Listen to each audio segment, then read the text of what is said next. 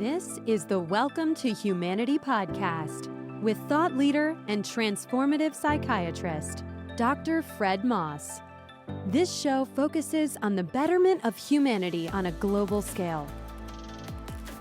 Each episode will leave you enlightened, inspired, and ready to make an impact in your world. Welcome to the show. Welcome to your life. Welcome to humanity. Here's Dr. Fred. Today I have just another wonderful guest, and a guest that I has no idea. She has no idea how much of a fan I am of her. That's what's interesting about Amanda Sage today. So, we're on video, even though more than likely what you're seeing is audio. And Amanda, you should know that, this is what I'm wearing today, like that. Wow. I did notice that little trim. I'm wearing clothing designed by none other than Amanda Sage. And this is where I'm drinking from, Amanda. Oh, yes. You have adorned your vessel with one of my images.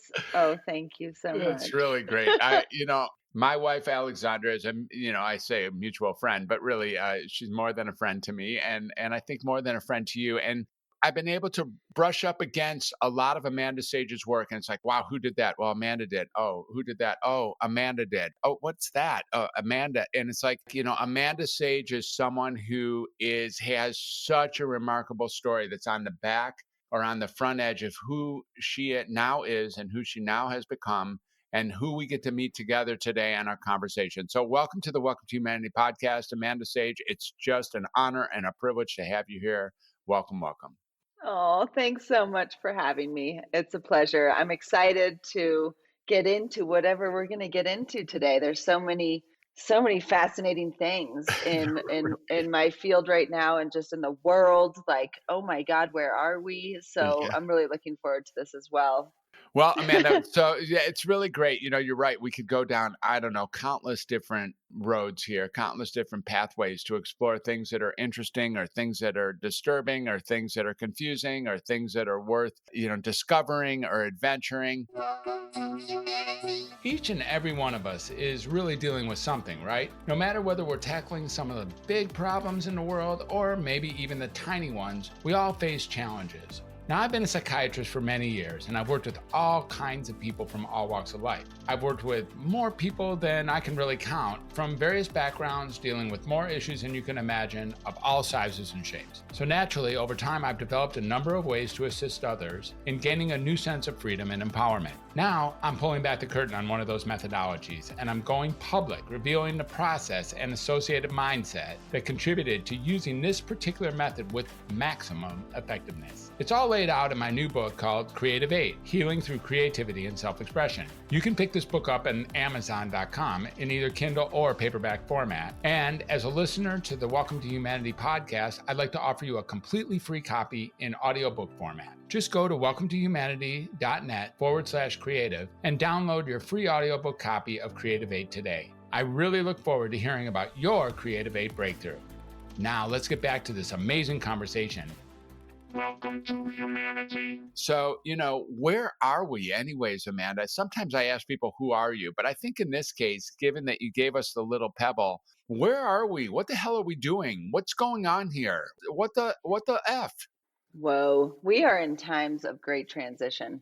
That is for sure. And, to be in the position, I'd say, to be in the position of being able to observe and not be too crazy deeply affected, which I have the great privilege of being. In the way of course, my life has changed in a big way this past year.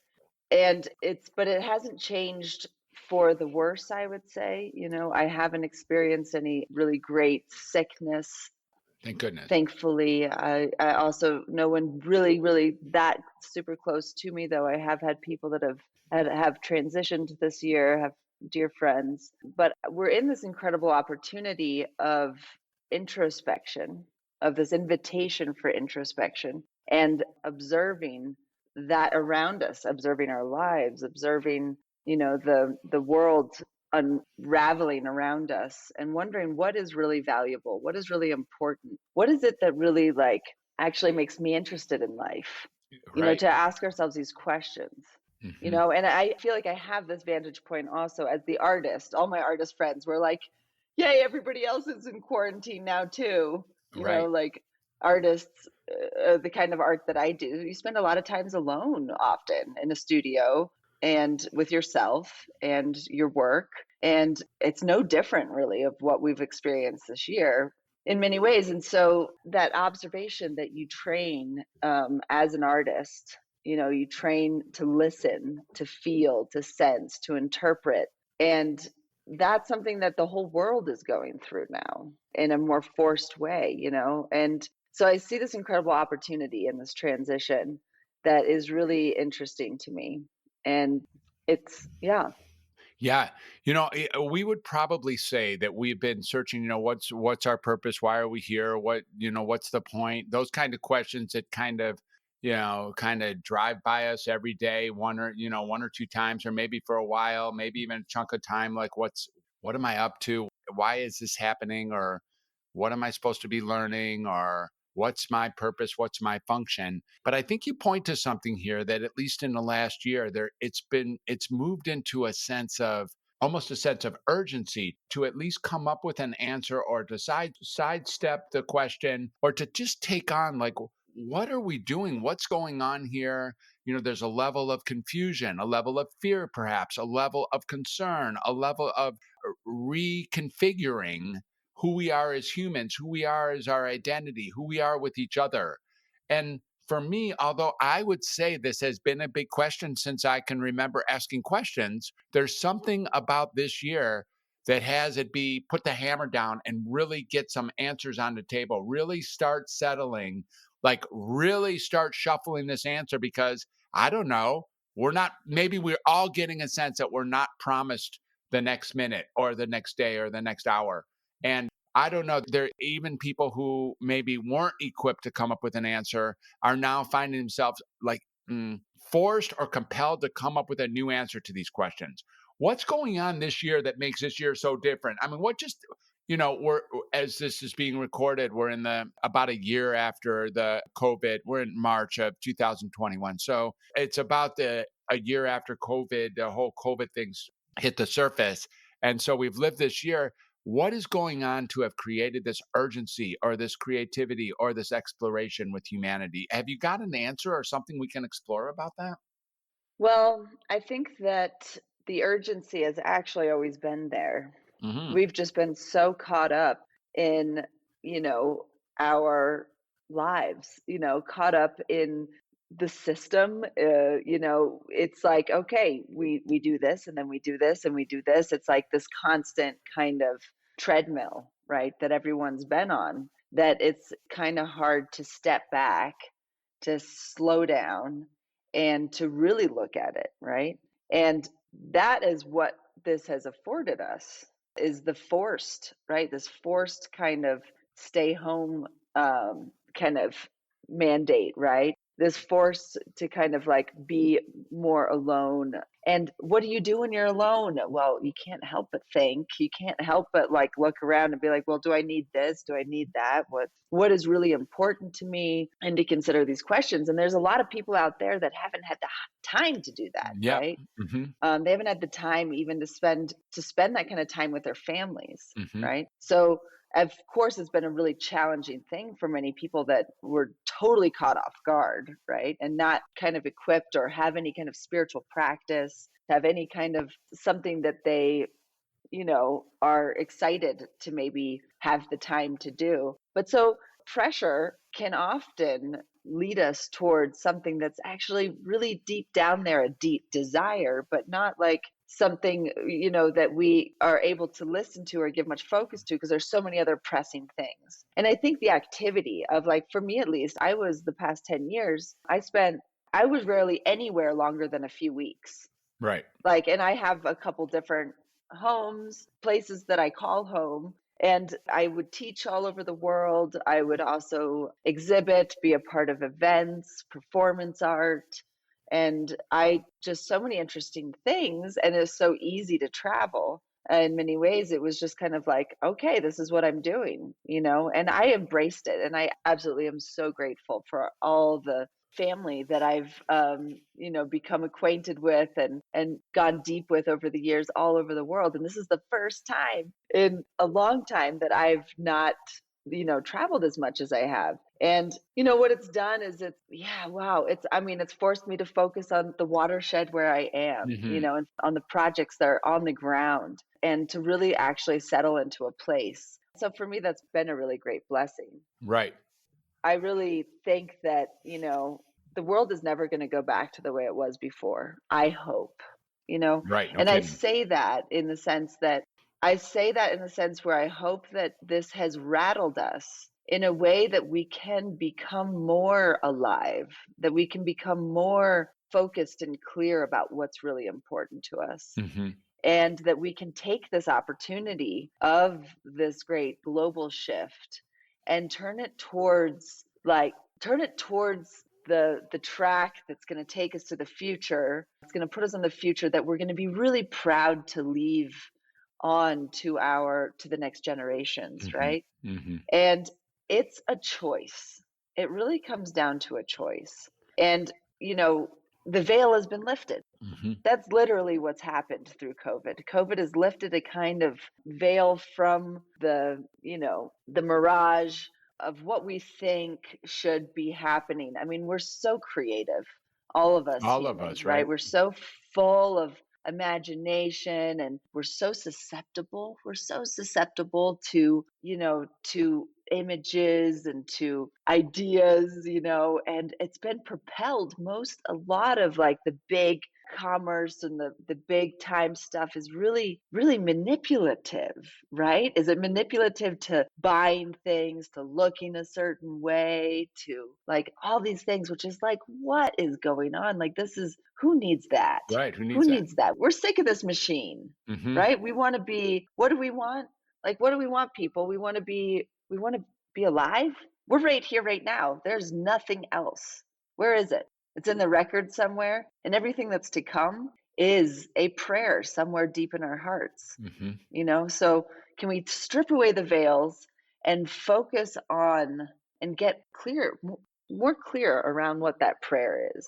That's what I feel like is happening. Right. It's really, really beautiful. I also, as you may know, I've also been living fairly nomadically for, most of the last little greater than a decade, and all around the world and all around the country, and getting a plane and getting a car and getting a train, getting a bus and just get going. And, it's really the first question my friends would always have to ask me when I contacted them. Always the first question it was, where are you? Like, it's like, really, where are you? And I'd have to think, what time zone am I in? What country am I in? What state? What city? What home? Oh, this is where, thanks for asking. This is where I am. And now there's something about this quarantine that has me at least localized, so that instead of growing laterally into the places, into the discoveries I'm getting, whether I be in a different country or city, there's like an opportunity to stop and grow vertically, is what I'm noticing. Like my connection with people, or my own creativity is gushing, bubbling, and then gushing over,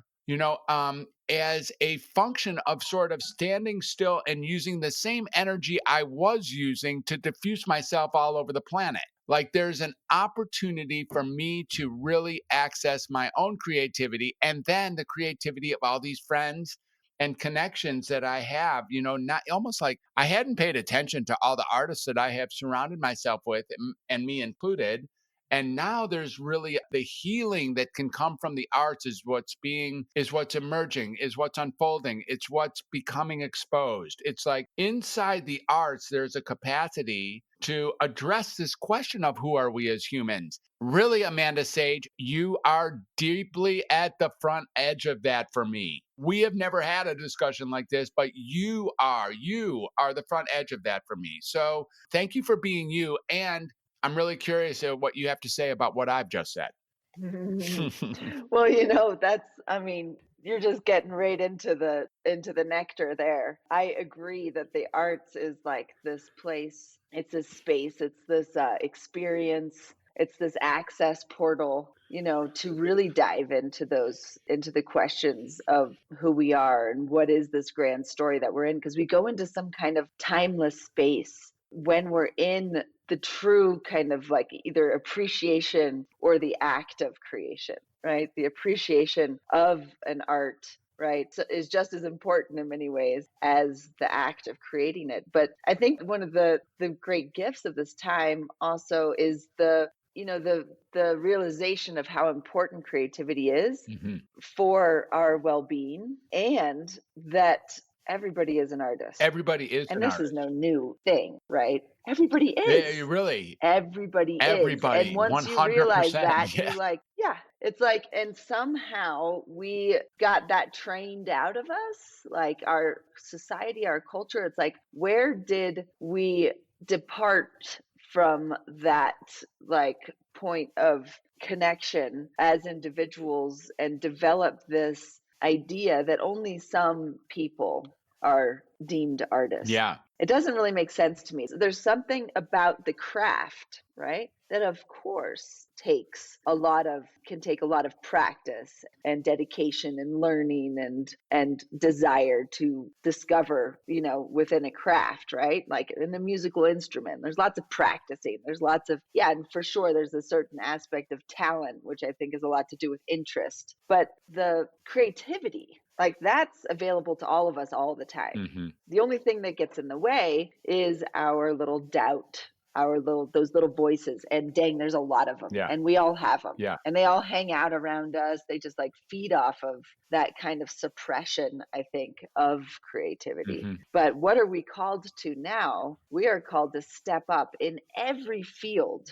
See, this isn't just about making art, like making paintings or making music or making sculpture. This is about everybody, like all hands on deck, folks. This decade that we're in right now is the decade that is going to decide the future of humanity. It's true. And the future of this planet and all the animals, et cetera, et cetera. Like, humans may not be around forever. The plants and the rocks and the magical concoction of the chemical cacophony beautiful is gonna take care of itself. But smart little characters like us, we think we're so smart.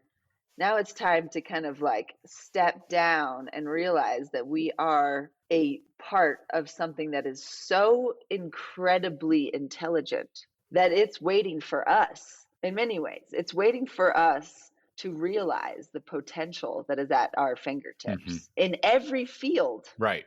We have this in every field, and that really has to do with the consciousness, I think.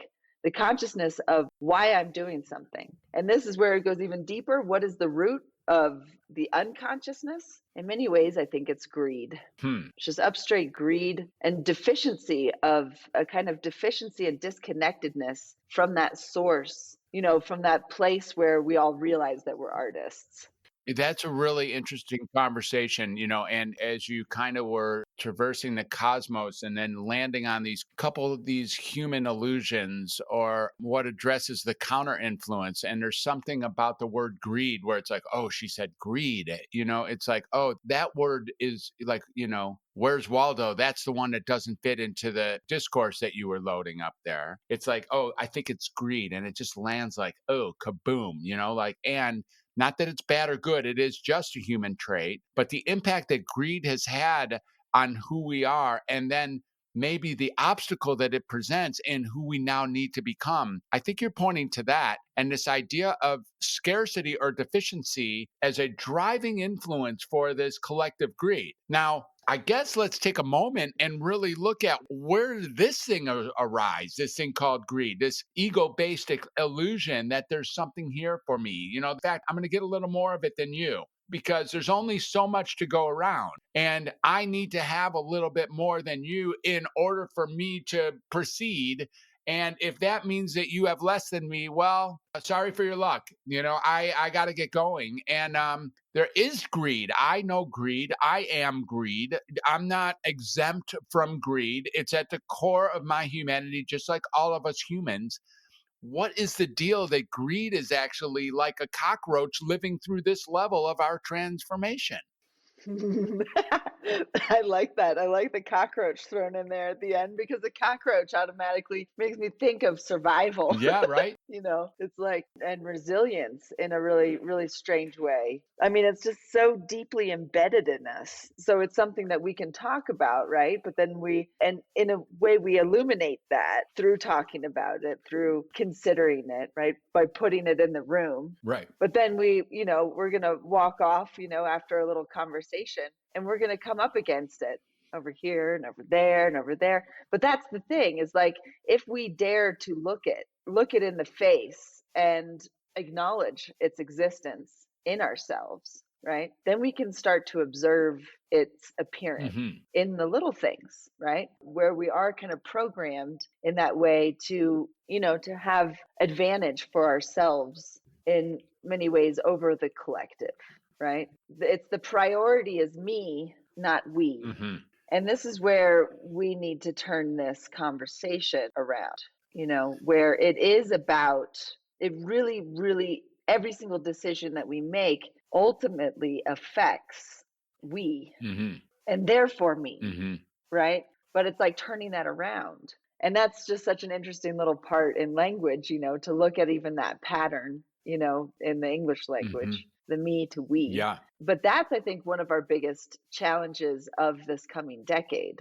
And that's going to take a lot of unraveling of a story that we have been very invested in, right? And so I find that what the antidote in many ways is service, is turning towards service, right? Is turning towards, what can I do that can contribute in some way to this direction? Because we don't even have to know exactly what it looks like, where we're going, right? But we need to turn towards a direction. And I think the more we do that in a conscious way, as a choice, then we become more attentive and available.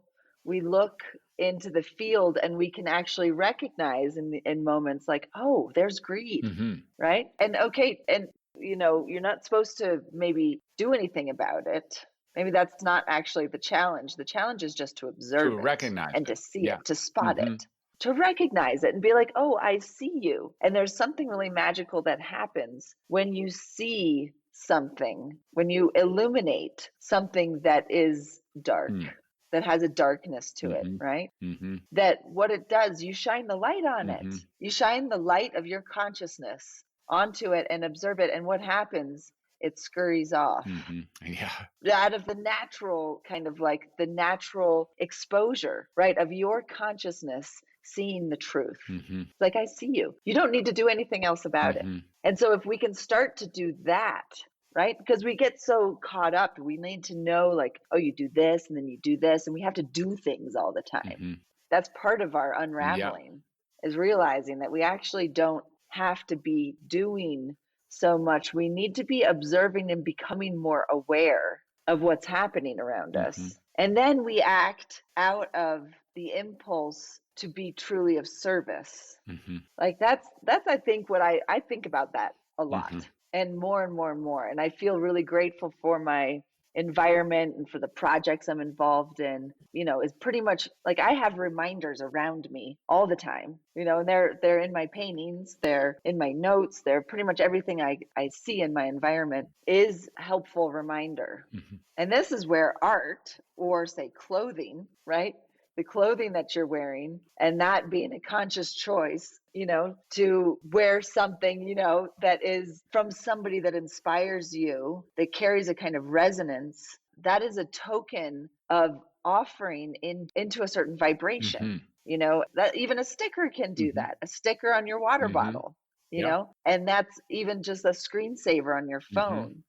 We need the reminders around us to help us remember. That you bring up some really, really great points here. One of them is, this idea that there is a greater whole or a greater truth than just little old us, oh so smart us, and that there is, I think you mentioned just an extraordinary intelligence out there that is immovable and just part of our existence. And for me, your art in particular gives an access of this formlessness through even the painting that I'm looking at over your shoulder and others that I've looked at that you've created, that can access to a way of being or a way of thinking that I don't naturally see myself exposed to just walking through the world. Like you somehow are able to bridge that. And that's what has you be so extraordinary, is that your access to that world out there, or maybe this world that is otherwise concealed, is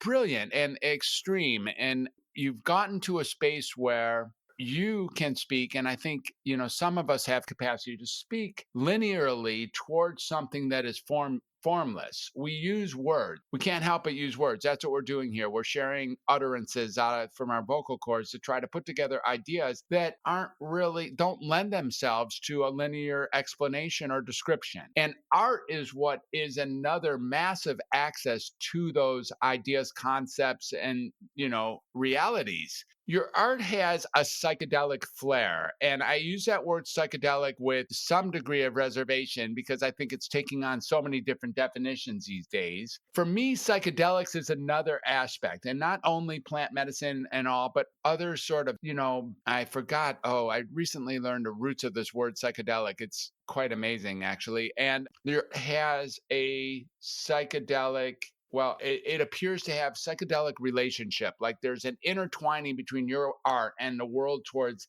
psychedelic discovery. Can I ask you to comment on that? Like, what is this? What is your art? What do you call it? And is psychedelic part of it? Or how would you phrase what you think I might be referring to here?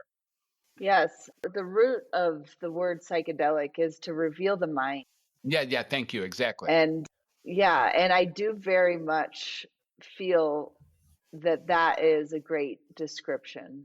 It has, like, when you initially hear that, because of, the connotations that it carries in our current society, there's kind of like this, a mystery bubble pops up, and then also a kind of like caution, or, there's a lot wrapped up in it. It's going through psychedelics, and the psychedelic experience is going through a revival and a great reawakening within humanity, thankfully, because it is an incredible gift, these spaces and the plants that can help take us to these places. And humanity has been accessing this as a way of attunement since the beginning of recorded time, and probably long before. And I would say most art, or much of the art, is also that we know of today, is also inspired by states of psychedelia, and they can also be accessed without the ingestion of certain plants, etc. But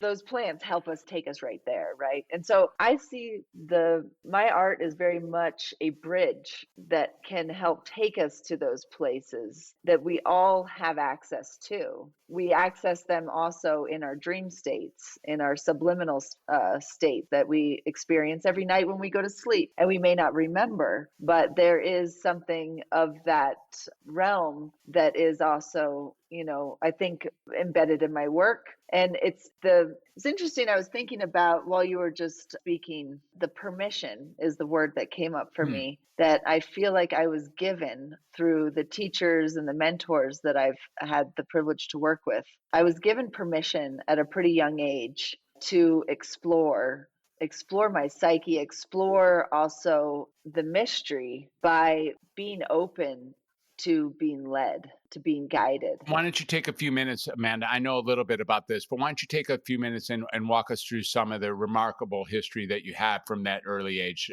Just at least a thumbnail highlight of some of the things that you really have been given cosmic permission to address.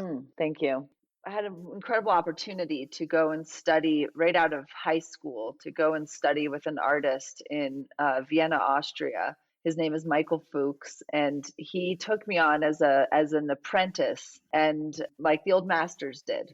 And he said he would teach me everything he knew, and in exchange, I would paint for him and help him with his paintings and his studio. And through that, it was a really, it was like a time traveling device in many ways, and it was an incredible foundation, and incredible human being too. His name's Michael Fuchs. And he then connected me and introduced me to his father, Ernst Fuchs, who was one of the founders of fantastic realism. He was born in 1930 in Vienna, Austria, and he became one of these characters that was very well known in his lavishness and his eccentricity. He was friends with Salvador Dali and many of the great artists of the time. And he was an incredible visionary, and he really merged these worlds. He revived in many ways psychedelic art in a really interesting way, was very interested in the mystical and the kind of sacred mystic traditions of the Sufis and also of Judaism, Christianity. And he had this way of really accessing what is that, the space between spaces where the Akashic records are. That's maybe like my own interpretation, but he had this way of accessing this field through art.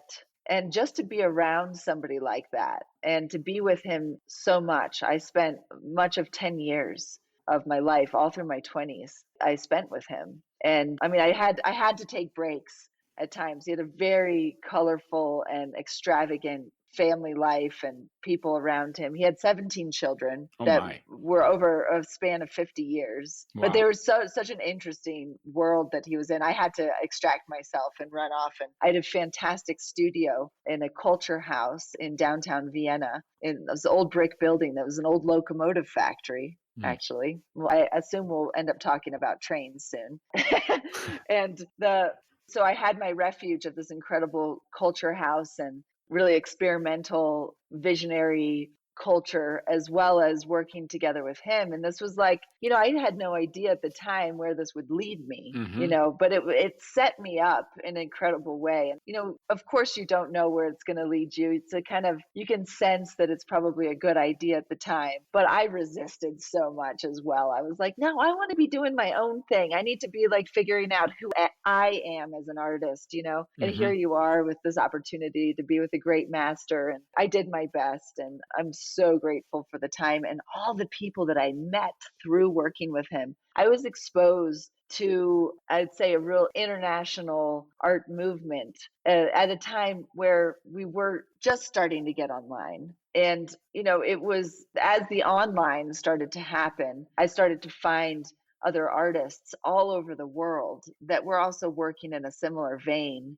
and exposing, interested in similar subject matter. And it gave me a lot of fuel in many ways, because the art scene, I would say, the contemporary art scene of the time in Vienna at the Art Academy, and the environment there was super conceptual in many ways. Like traditional painting was very out of style, like especially the kind of traditional painting, that we were doing. And Fuchs had done, not all of his work was maybe like great. I wouldn't say that all of our works end up being, something that is like, oh my God, that's incredible, but so there was a lot of his work that was deemed as kitsch.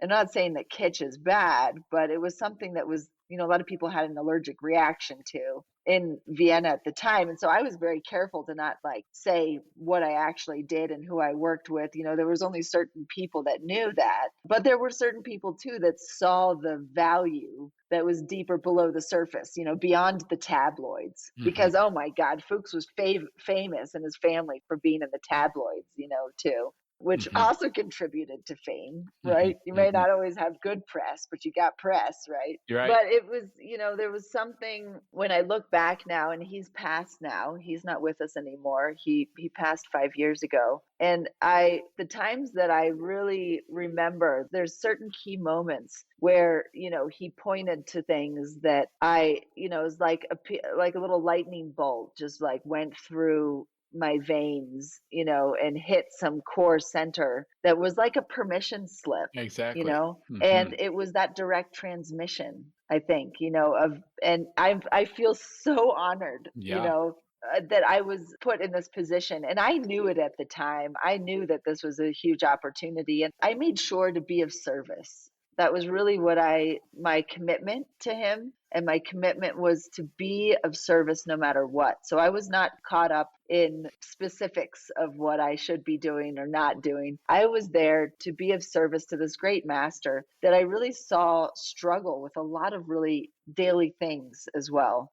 And Mhm. that reality, to be around that really demystified a lot for me. And it gave me permission to also start to really explore those realms. And I had the training, right? I was given this incredible training through his son. And I had this impulse, this craft to really go into the craft. And then it really became the question, well, how can I be of service? And Mhm. what can I do? And that's when I started to feel really guided. And I Mhm. feel consistently guided, Mhm. and more, there's too many interesting things to be involved in and conversing with, whether it be on the canvas or in conversation with you or in developing communities. It's like I'm on the edge of my seat all the time and there's not enough time to sleep and to do all the things, but, you know, Yeah. it's an opportunity to be alive right now, that's for sure. It is. It is. It really is. And, we look at the value, you've mentioned it a few times, the value of being of service as a core value, like somewhere you can always fall back on or realize that when of service, you are serving a greater purpose. It's just automatic. It's just, there are zero times when being of service is not serving a greater purpose at some level, at some very real level. And so, for me, I call it, help anybody do anything. And there's something like the value of that is it's the trump card towards access of creativity, but it's also a trump card towards the elimination of anything like mental illness or even, mental discomfort. Like the opportunity comes to be of service and all of my ills, all of my concerns, my worries, my fears, my anxieties, my depressions, all of my discomfort or dis-ease, it actually dissolves instantly when I bring myself to being of service not only to other humans, but of service to the entire ecosystem, whatever that ecosystem is, the world, the other living things, other living and non-living things, earthly things, or even beyond. I was going to ask you, was there a point that you got sort of knew that you had been given a permission slip? And so when you spoke to that, I really get that it sounds like there were points in Austria where you really got that you were being given a gift, that you were being given a responsibility,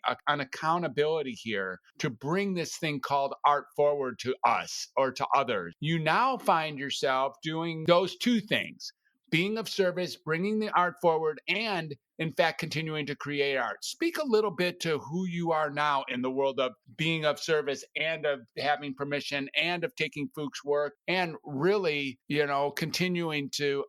continuing to create day by day, at least in the world of creating access for yourself and me and others. Like, what are you up to now? Ooh, well, I'm up to a lot of things that I'm really excited about. And one of them is experiencing a 1 year anniversary later this month, actually on the 24th of March, which is the Nonstop Vision Train Global Art Jam, which is this platform that is in the virtual space that was called into being through virtually feeling lightning kind of running through my veins yet again to mention that that it was time to start this. And I've been talking about trains for the past decade as these vessels, as seeing this vessel that took us to the end of the Western frontier, that can take us back on those tracks, that took us to the place where we are, that carried all this stuff, that brought us time, that built the world that we live in now. And now it's time to go back on those tracks and remember all the broken pieces. It's time for reconciliation. It's time for regeneration. And so I see the train, and this train is woven into our stories, into our songs, into our narrative as this carrier, right? As this vessel that can carry us into other dimensions, that can carry also all the good. It can carry the goods and the experts and the tools so that we can rebuild, so that we can mend, right? And so I see the peace train, the next biggest party on planet Earth, something that is coming.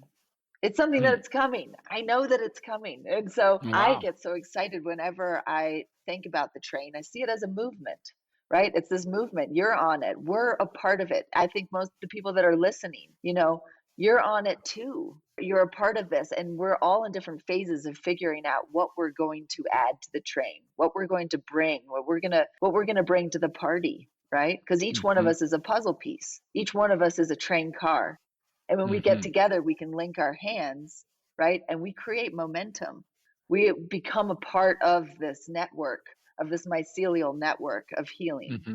And so Hmm. the Vision Train Art Jam was a place, it's a Zoom studio. It's happening as a Zoom meeting that has not stopped in almost a year. And it's connected by people all over the world, artists all over the world, and creatives. And this is an invitation to anybody listening in.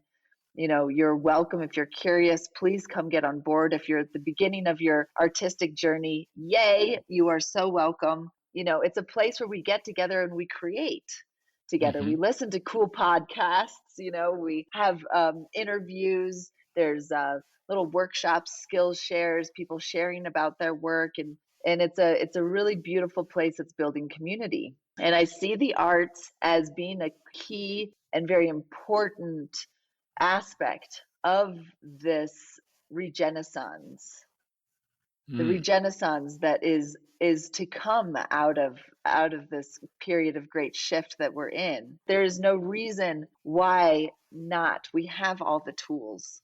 Hmm. And so I'm also a part of a program called the Design Science Studio that is initiated by the Buckminster Fuller Institute.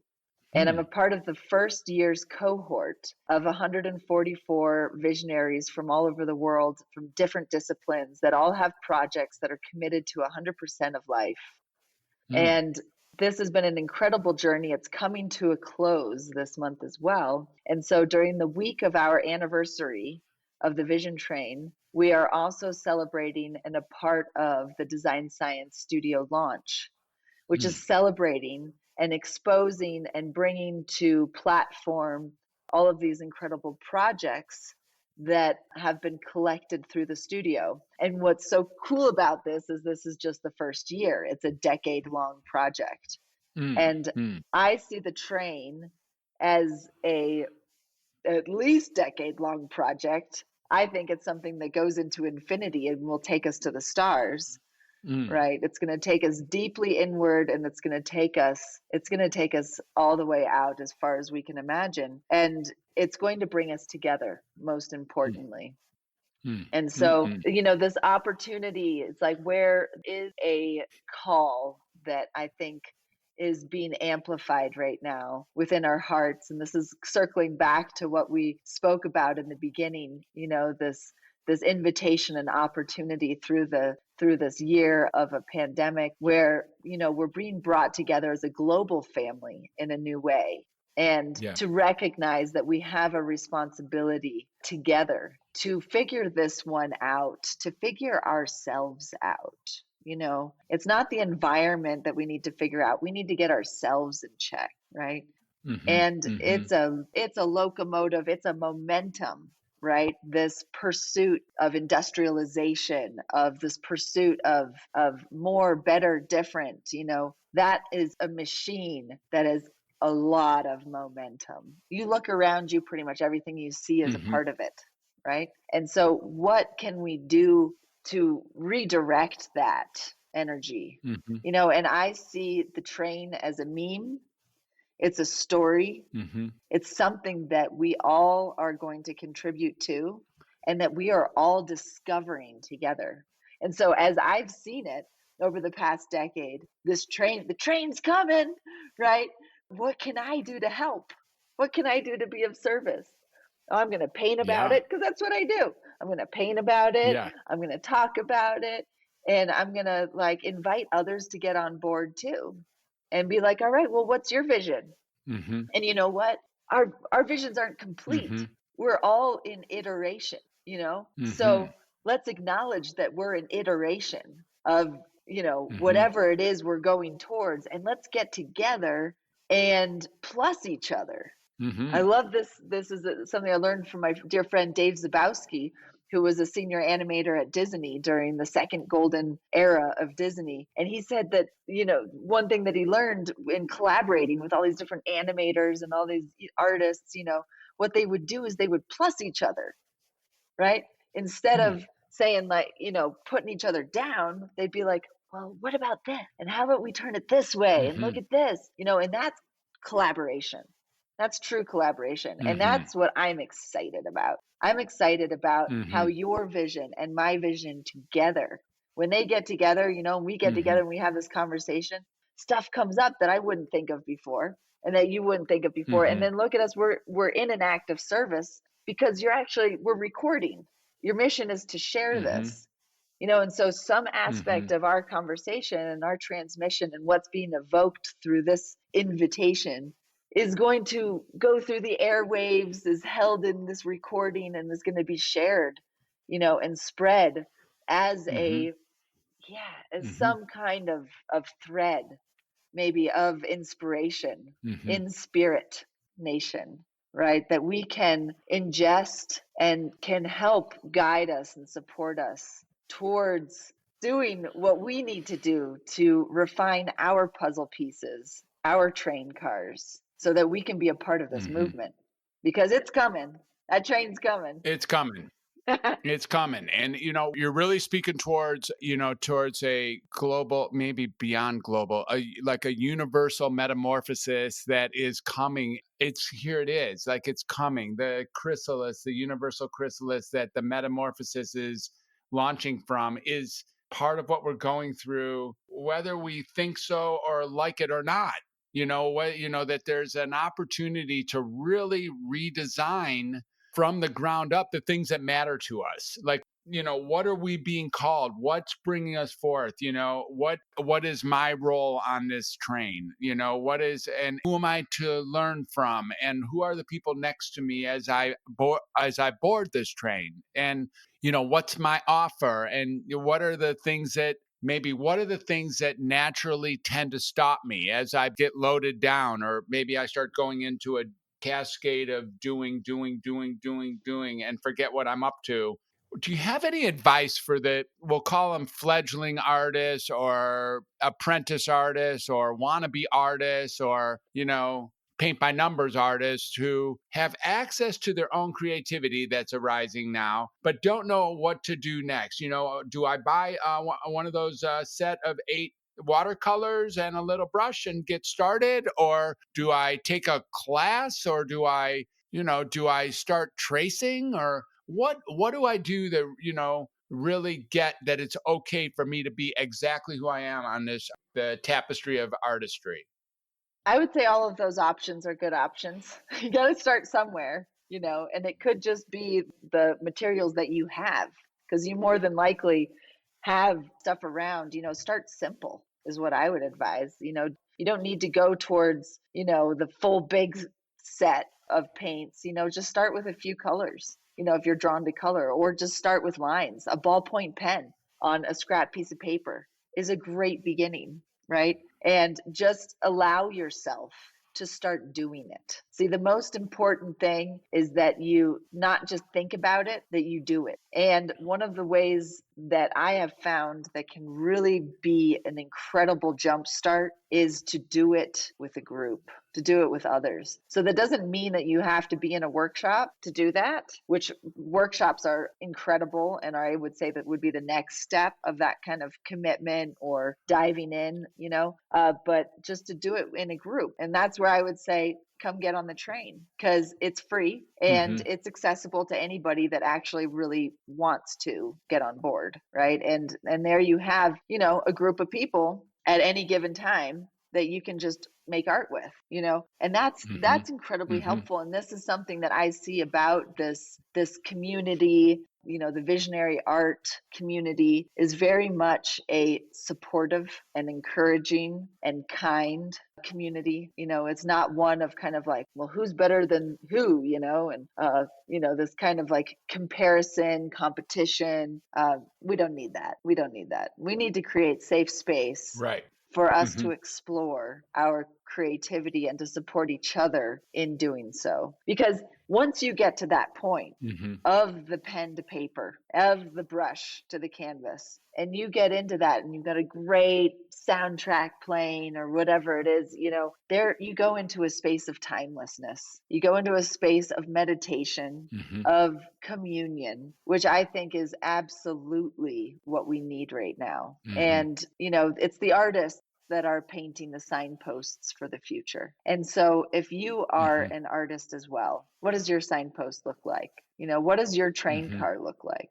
And so I have a project too that I started a few years ago with my friend's 4th grade classroom, where I drew the outline of a train car and made a bunch of copies of it, and then went to his class and led the children on a little visualization exercise. And we all considered, what is it that we really find important, that is like what do we want to contribute to the train? And we all drew that together and explored that. Even if we don't know how to draw, right? It doesn't have to be a thing. You can just hold a feeling and draw a color. It doesn't have to be a thing. But putting your creativity, your love, your exploration, your courage into going towards your vision, into a container, which could be a train car, right? Then we can link those train cars together, and they can strengthen each other, support each other, and become something that not one of us would ever create on our own. And to remember that it's also never finished, that whatever we put into that car, whatever we put on paper, is a process. It's an iteration of development, but you going towards it by actually drawing out your vision, drawing it out, writing it out,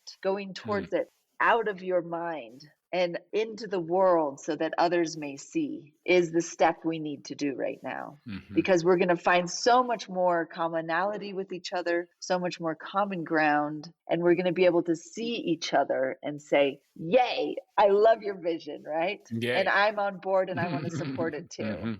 The pathway, this important thing, I think you pointed to it either 2 or 3 times, this idea of, we sometimes it seems like we can delude ourselves into believing that we've done something as soon as we've thought about it. Like we thought, like, okay, I'm going to take a painting class, check. And then I have it that I already paid attention today to the idea that I'm going to take a painting class. So that's my contribution today, is that I'm going to, or I'm thinking about it, or I might draw, or I have an idea.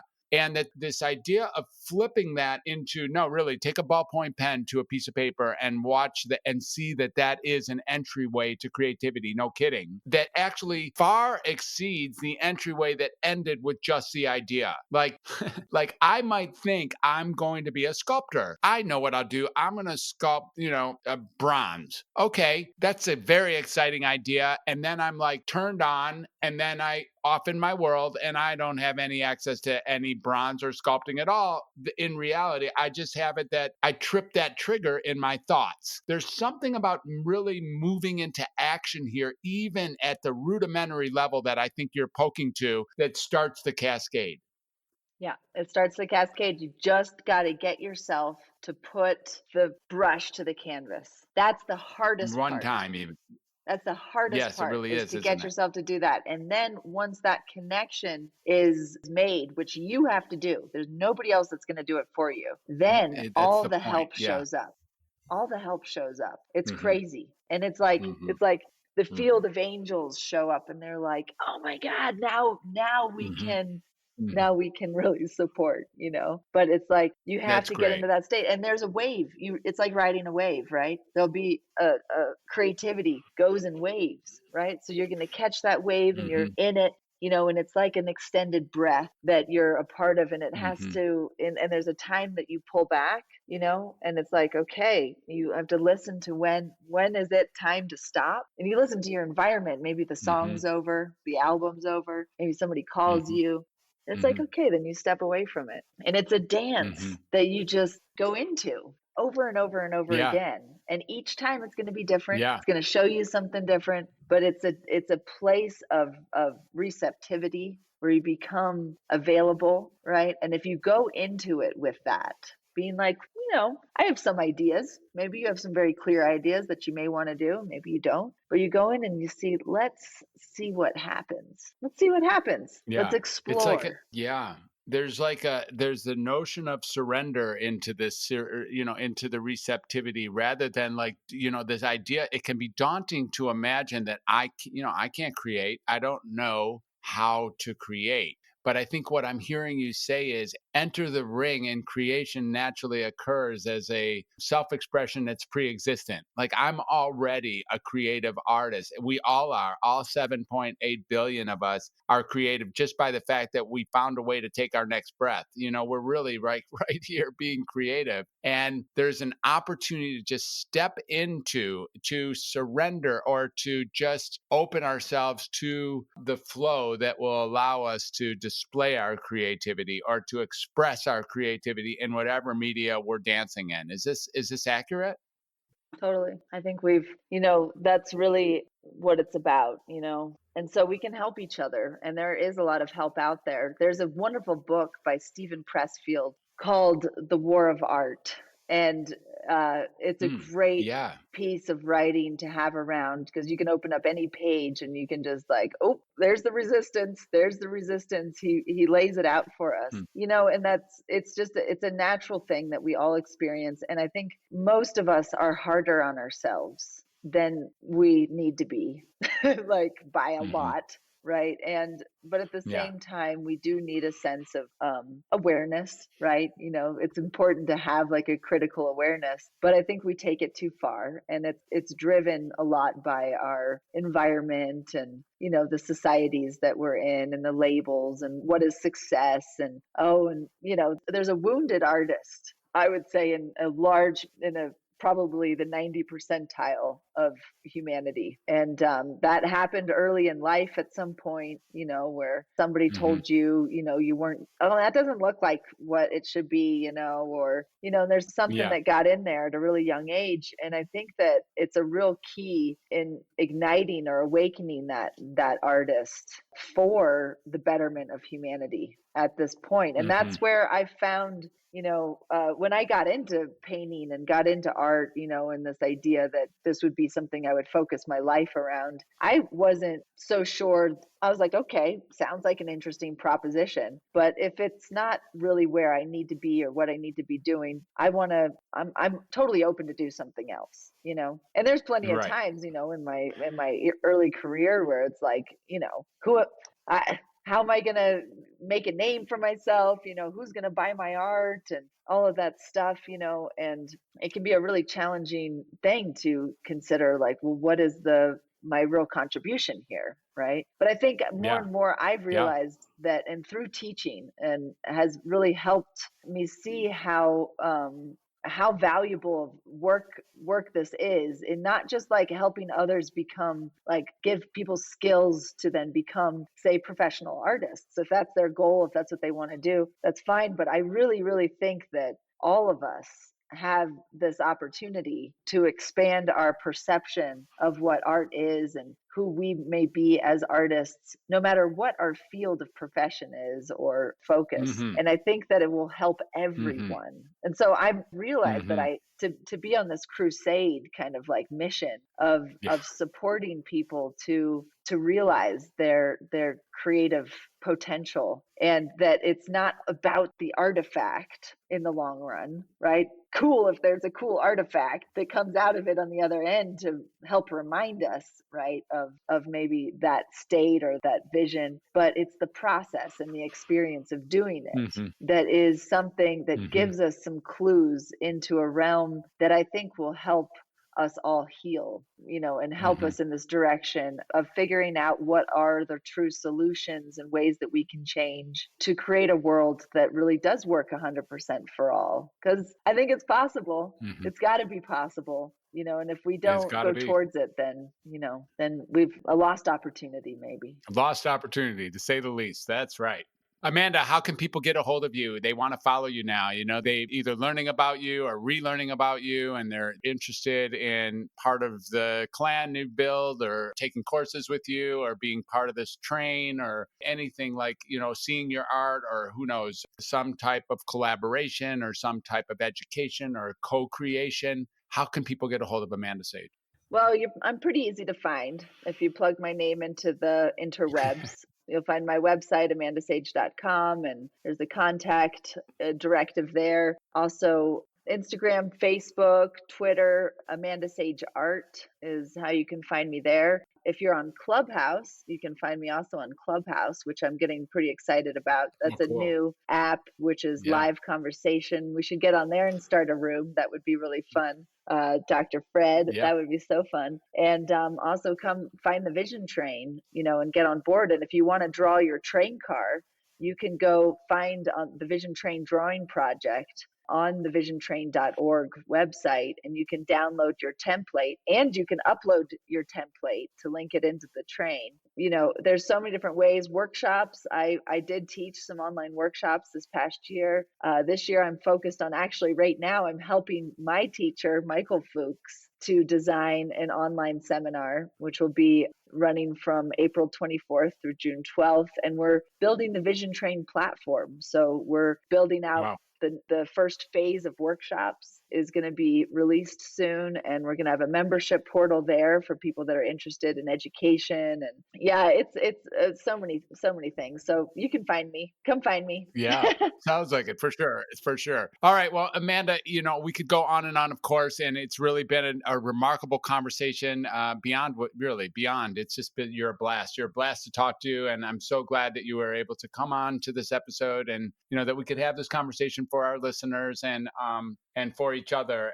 I suspect we have a lifetime friendship that we're growing here, or even, who knows, multi-life level friendship that we might be growing here. And it's been a deep pleasure and just a privilege and honor to have you here. Thank you for being with us today, Amanda. It's really been beautiful. Oh, thank you, Dr. Fred. And a big shout out to Alexandra. I have so enjoyed our conversation and the sharing of space we have created together in multiple places. And she is such a joy to be around. Yeah. She is also a conductor on the Vision Train. And we have lots to do ahead. So look forward, join us everybody, and look forward to the continued conversation. Thank you so much.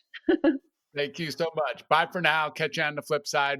Thank you all for listening, and really look what this life has to offer. It's really something. Welcome to humanity, all of you. Have a beautiful, beautiful day, beautiful week, a beautiful rest of your life. It's a deep pleasure to interact with you. Thank you, and bye for now.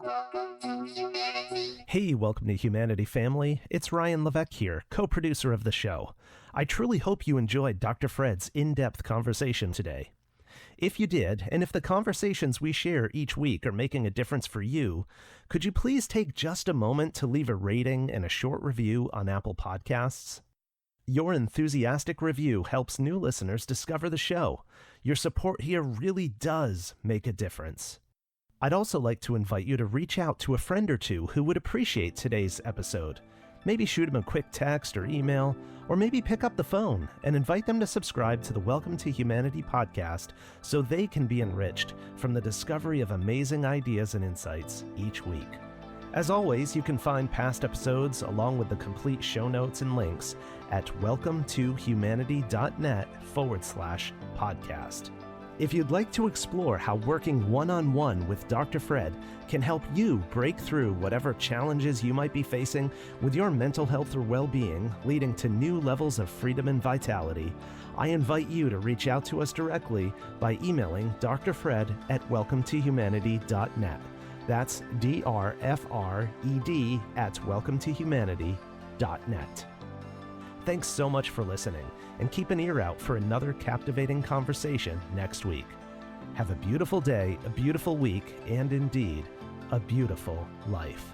Welcome to Humanity.